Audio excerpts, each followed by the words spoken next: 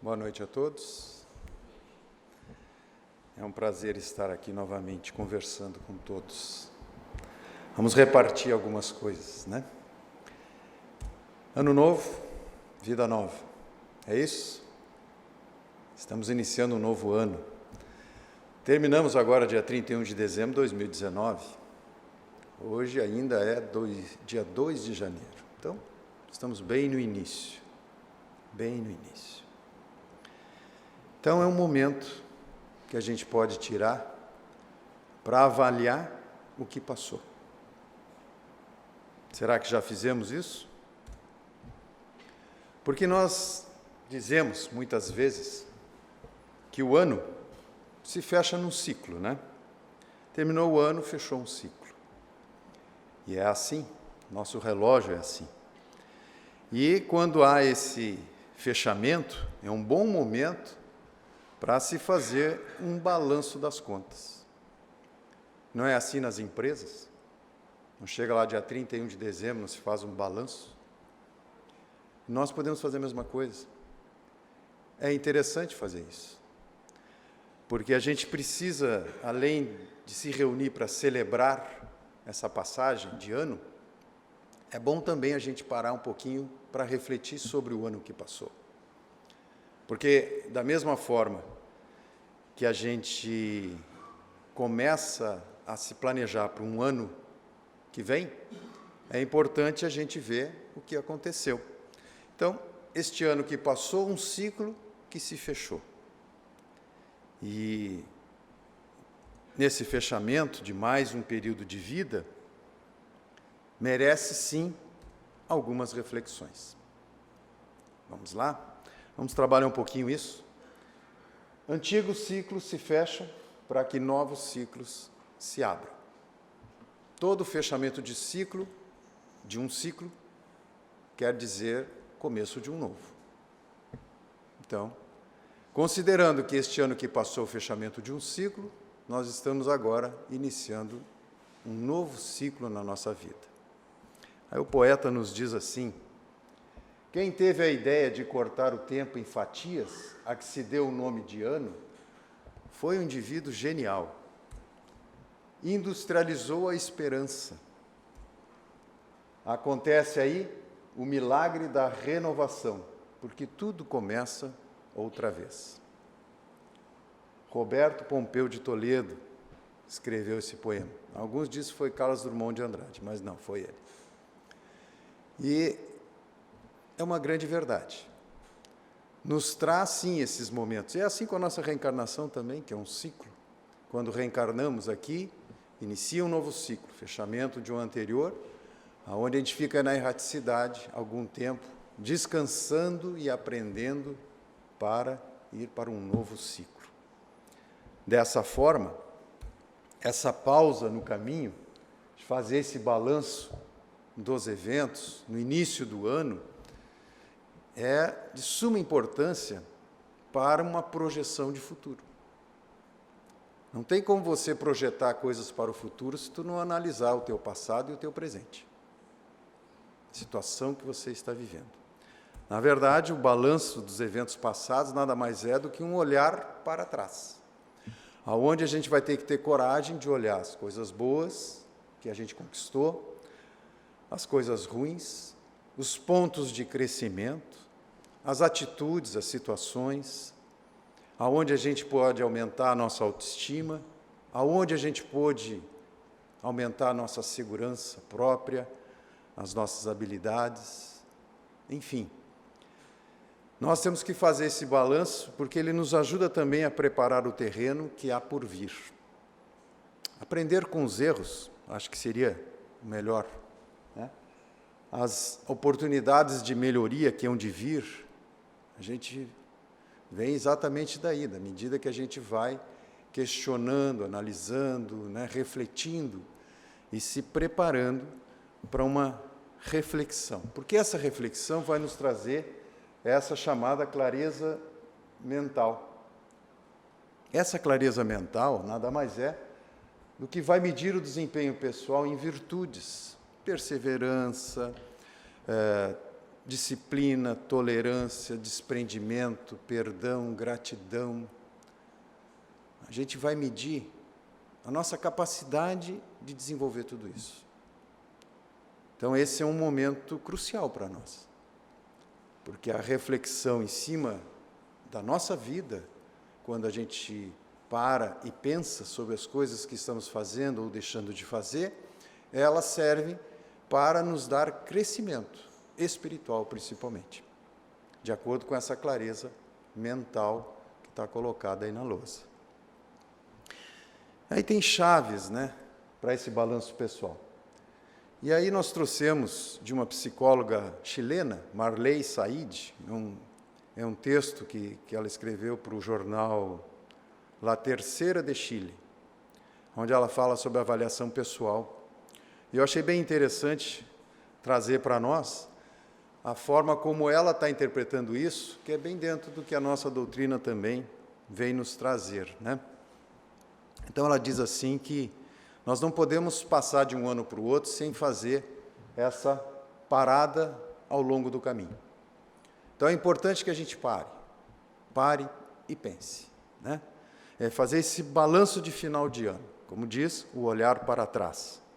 E que vai implicar ver para o futuro, né, o que nós nos propusemos a fazer, tanto agora quanto no futuro. Aquilo que alcançamos, aquilo que deixamos de alcançar, aquilo que gostaríamos de ter alcançado e não alcançamos, enfim. É a oportunidade de crescimento de cada um. É o permitir aprender. Ela diz também que a gente tem uma tendência a lembrar somente a parte ruim, e é verdade. Quando a gente começa a conversar com as pessoas, a gente tem a tendência de falar sempre coisa ruim, né? Se a pessoa vem te falar alguma doença, diga, mas sabe que eu também estou assim doente e tal. Então, vem muito essa questão de a gente querer salientar as coisas ruins, porque isso é uma característica nossa. E não é bem assim. E essa análise, essa autoanálise, neste ano, a gente vai perceber que a gente tem muita coisa conquistada, que tem muita coisa boa. E as coisas ruins tem também, mas aí a gente vai se permitir a fazer com que isso traga para nós o que ela chama de satisfação da vida.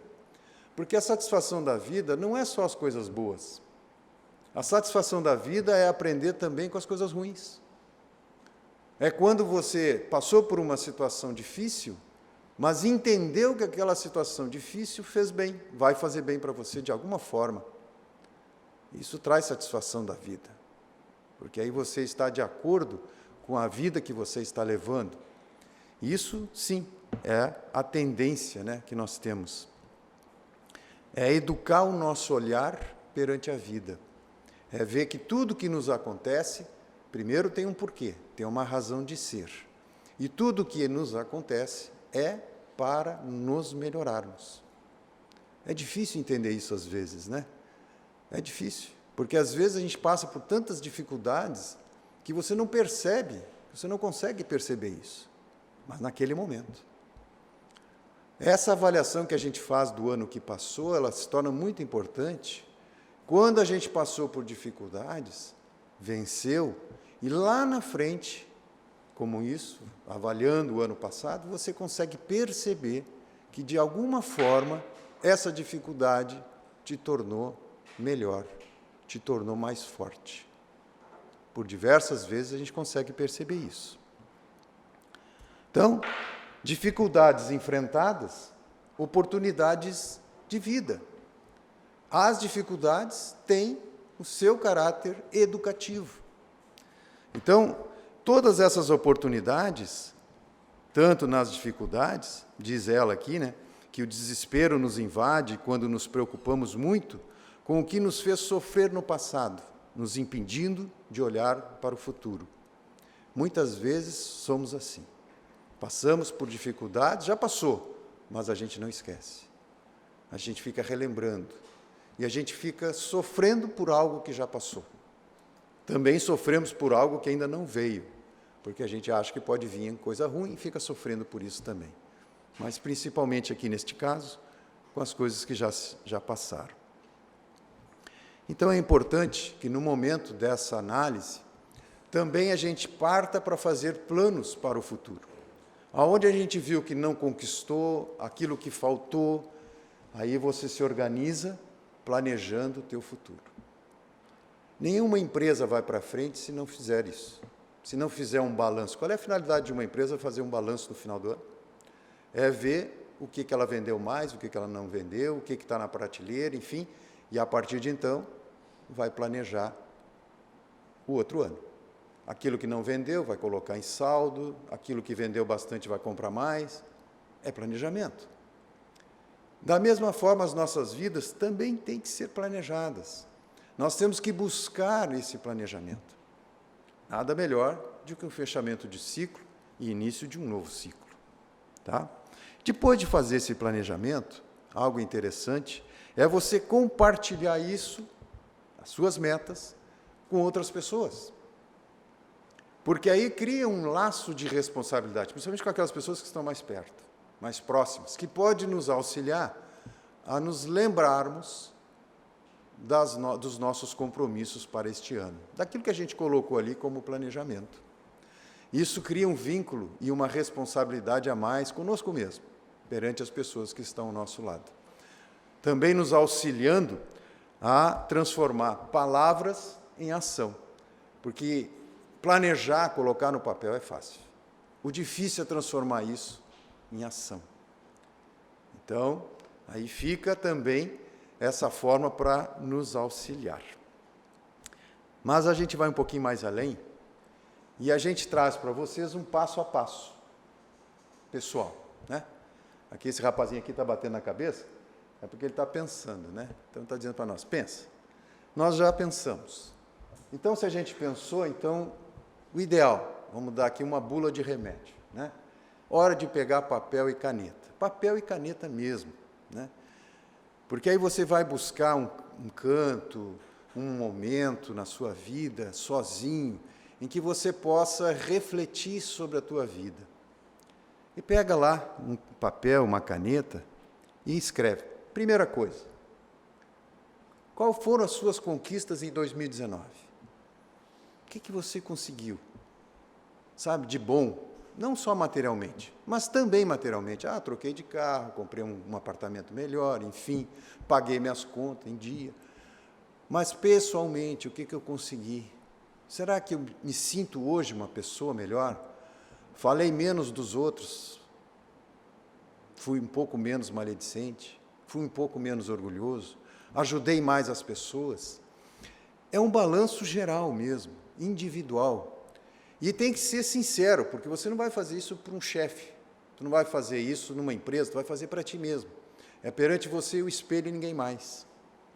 Então é importante que você, neste momento, se despida de todas as roupas, de toda a situação, para que você realmente se enxergue, né? Então esse é o momento. Ali você vai colocar as suas conquistas, tá? Depois disso, você vai colocar as metas não concluídas.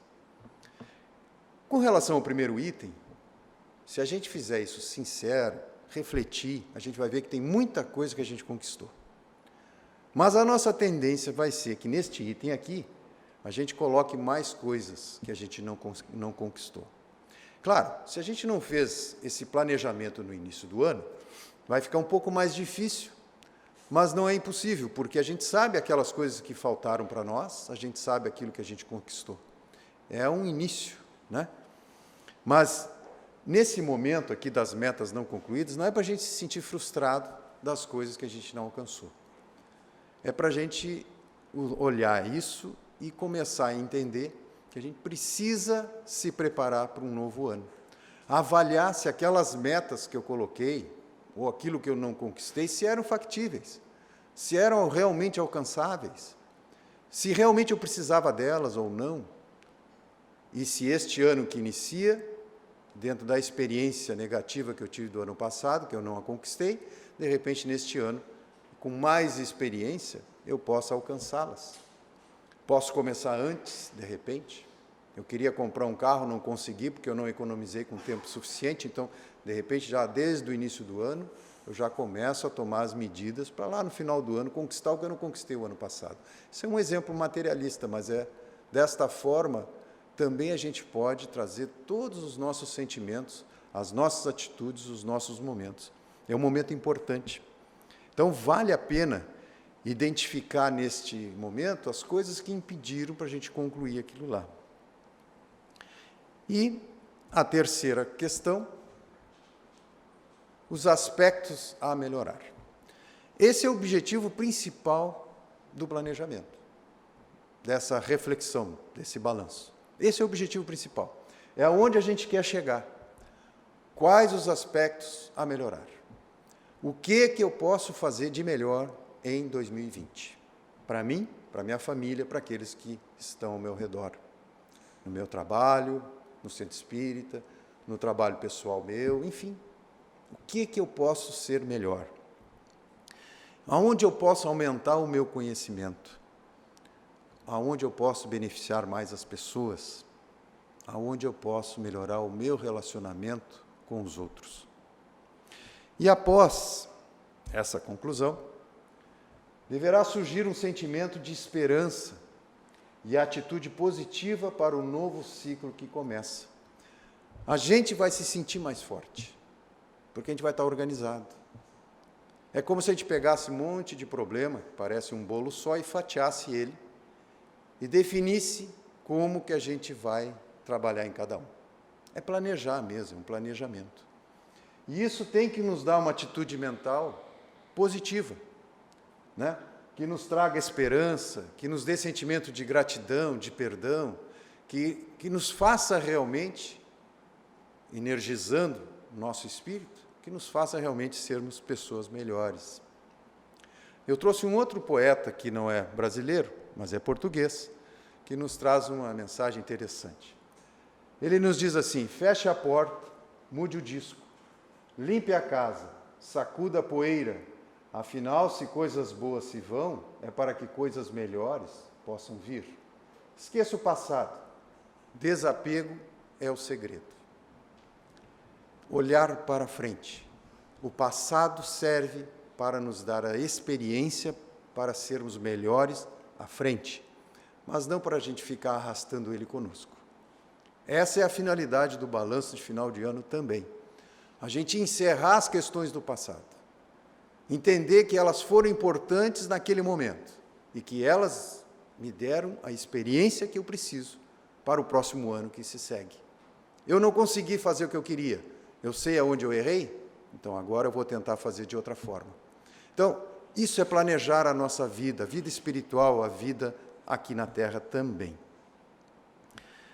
Mas o nosso querido irmão Bezerra de Menezes nos fala sobre ciclos que se sucedem. Uma mensagem psicofônica, através de Edivaldo Pereira Franco, ele diz assim: os ciclos da evolução sucedem-se invariavelmente, obedecendo à planificação superior. Períodos de ascendência evolutiva caracterizados pelo conhecimento. Então, momentos em que nós estamos aprendendo tudo que passa por nós. E períodos outros de maturidade, para a fixação dos postulados aprendidos. A fixação dos postulados aprendidos, cabe aqui um exemplo bem característico. Quando a gente está na escola, a gente está aprendendo, enfim, a professora está ensinando, nós estamos nessa primeira fase aqui, de conhecimento, estamos adquirindo conhecimento, quando estamos lendo um livro, adquirindo conhecimento. Mas aqui nesse outro período aqui, de maturidade, fixação, é exatamente quando ela diz assim: feche os cadernos, tire uma folha em branco, vamos fazer um teste.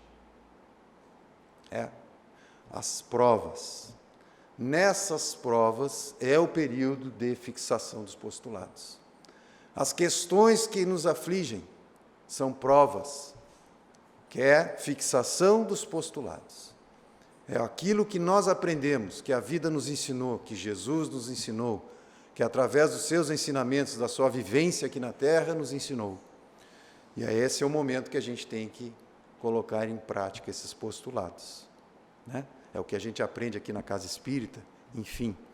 Mas uma coisa que representa muito bem isso é essa espiral da evolução humana, que eu já trouxe aqui outras vezes, mas cabe aqui bem. Quando a gente verifica que ela é uma espiral que anda para frente e para cima, mas sempre altos, né, e baixos. Então a gente pode ver aqui que aqui é um período de provas e aqui parece que dá uma folga. Então quando a gente estiver aqui naquelas provas mais complicadas, naquele período mais difícil da nossa vida, pode ter certeza que nós estamos chegando aqui, que daqui a pouco vai começar a melhorar. Então tem sido assim as nossas vidas. Essa é a espiral da evolução humana, em altos e baixos. Se a gente analisar a nossa vida, a gente vai ver que ela é assim mesmo. Tem momentos que parece que está tudo tranquilo, e daqui a pouco vem alguma coisa. Aí a gente respira, né? Restabelece as energias e vamos de novo. Tem sido assim. E aí, Bezerra ainda diz, é inevitável que vivamos as crises existenciais decorrentes da situação moral em que se encontra o nosso planeta. Aí a gente vai dizer, não, mas eu sou vítima de um planeta? Não. Na verdade, a situação moral que vive o planeta é a situação moral dos seus habitantes, que somos nós. Se nós quisermos que a situação moral do planeta melhore, certamente nós temos que melhorar a situação moral de cada um de nós. Como é que melhoramos o planeta? Nos melhorando. Não é melhorando o outro, é melhorando a si próprio. E à medida que a gente se melhora, a gente vai contaminando também para outros se melhorarem. É essa forma. É assim os ciclos que se sucedem, né? Reencarnamos para contribuir com o momento da mudança de paradigmas. Essa é uma das finalidades da nossa reencarnação. Além de nós próprios evoluirmos moral e intelectualmente, nós também contribuímos para que haja evolução no planeta. Nós contribuímos para a evolução deste plano de provas, deste planeta de provas e expiações, que estamos em transição, para um mundo de regeneração. É para onde estamos caminhando. Diz que já estamos na madrugada da regeneração. Já estamos começando este. Não sei quanto tempo demora, mas o importante é que a gente continue trabalhando, né? E uma das formas de a gente conseguir fazer isso, é como ele nos diz, Bezerra, perseverai no bem. Essa deve ser a nossa postura, para que nós nos melhoremos, para que nós auxiliemos na melhora do planeta. E ele diz, não temais o mal, nem os maus.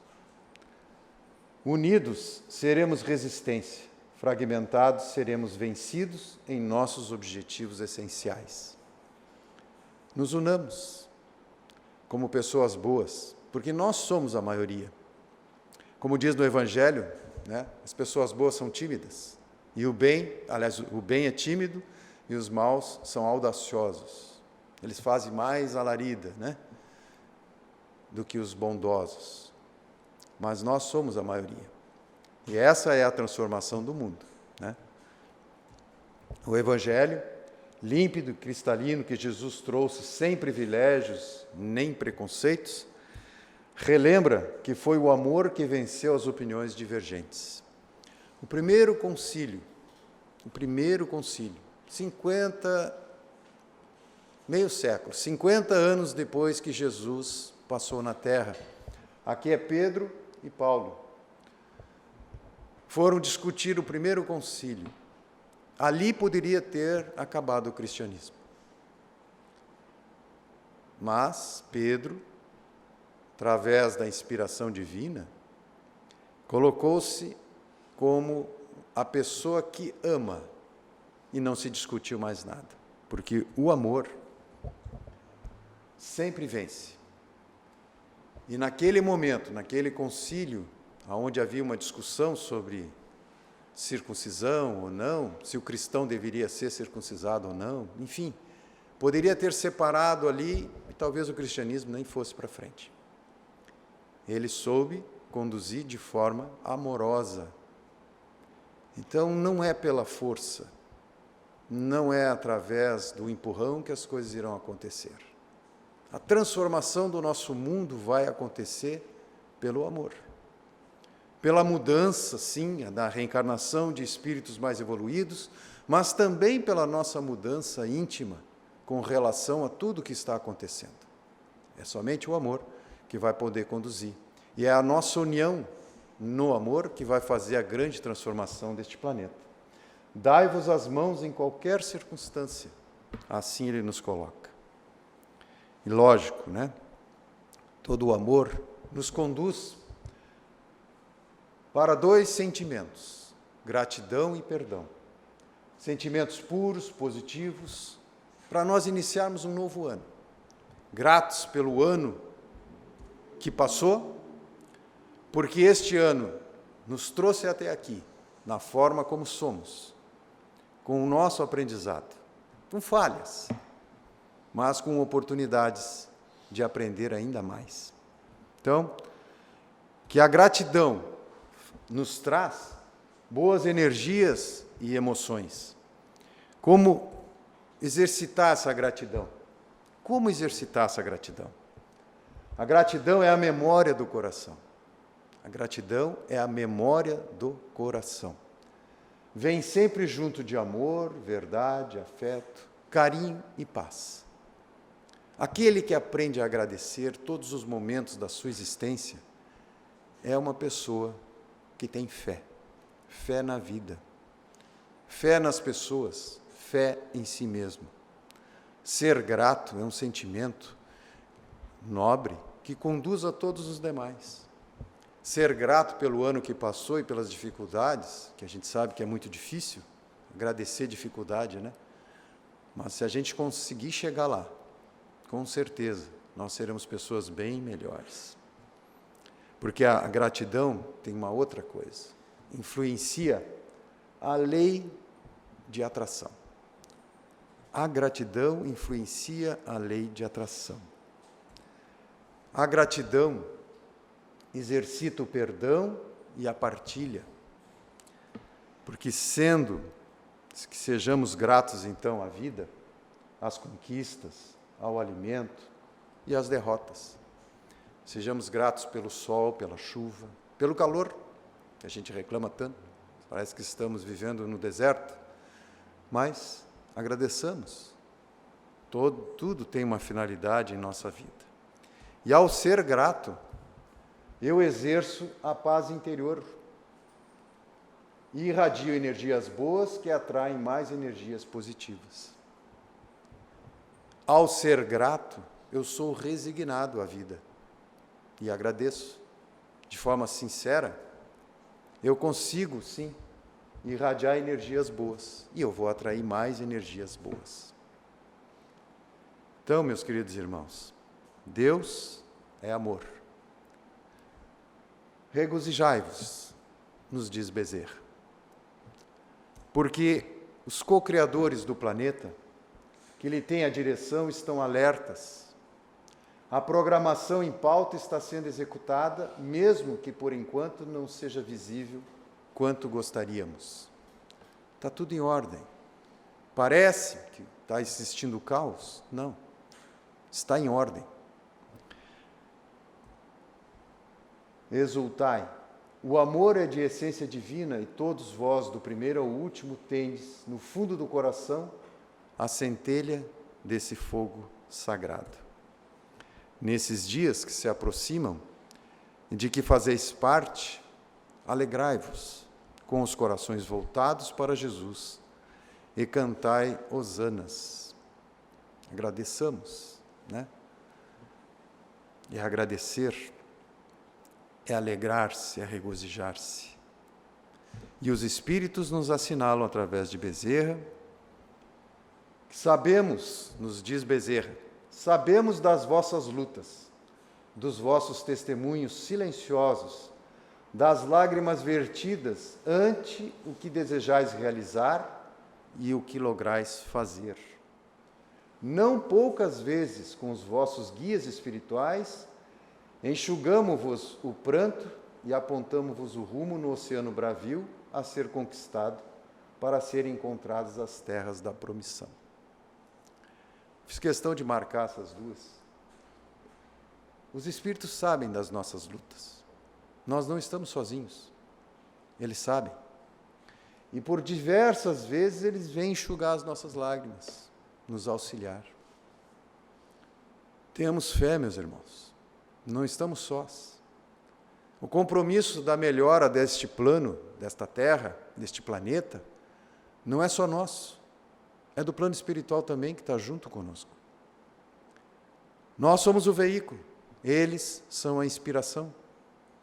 Eles são o sustentáculo para aqueles momentos difíceis em nossas vidas. Então tenhamos fé e acreditamos, sim, que este ano há de ser melhor, porque a evolução não retroage, ela só anda para frente e para o alto, como a espiral que a gente viu. E concluindo, não creais que aquilo que não lograis seja negativa do Senhor. Antes considerai que a dificuldade de agora é a melhor solução para as necessidades vigentes. É ter fé e resignação, né? Amanhã entendereis melhor o que hoje vos constitui uma incógnita. Eles sabem que é a melhor solução para as nossas necessidades. Amanhã nós vamos entender melhor tudo o que está acontecendo. E aí, não vacileis.